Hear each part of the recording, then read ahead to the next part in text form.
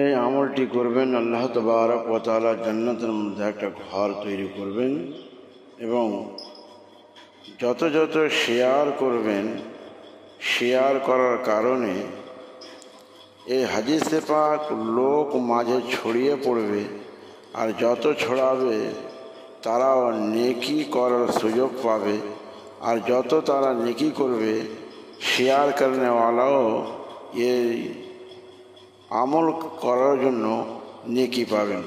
তবে হাদিসে পাক শুনুন, হুজুর আলাইহিস সালাতু ওয়াস সালাম কি বলছেন।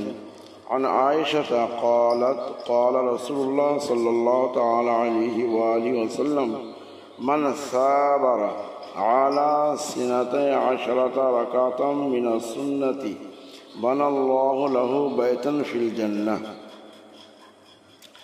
4 ركعات قبل الظهر وركعتين بعدها وركعتين بعد المغرب وركعتين بعد العشاء وركعتين قبل الفجر।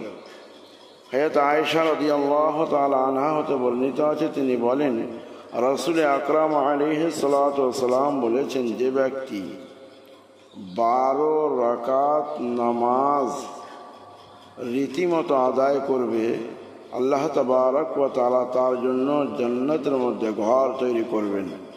12 রাকাত নামাজ হচ্ছে এই জোহরের সময় 4 রাকাত ফরজ নামাজের পূর্বে এবং 2 রাকাত পরে, 2 রাকাত হচ্ছে মাগরিবের পরে, 2 রাকাত হচ্ছে ইশার পরে এবং 2 রাকাত হচ্ছে ফজরের আগে।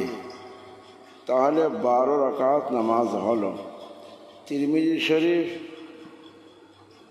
নামাজের বয়ান হাদিস নম্বর হচ্ছে 414।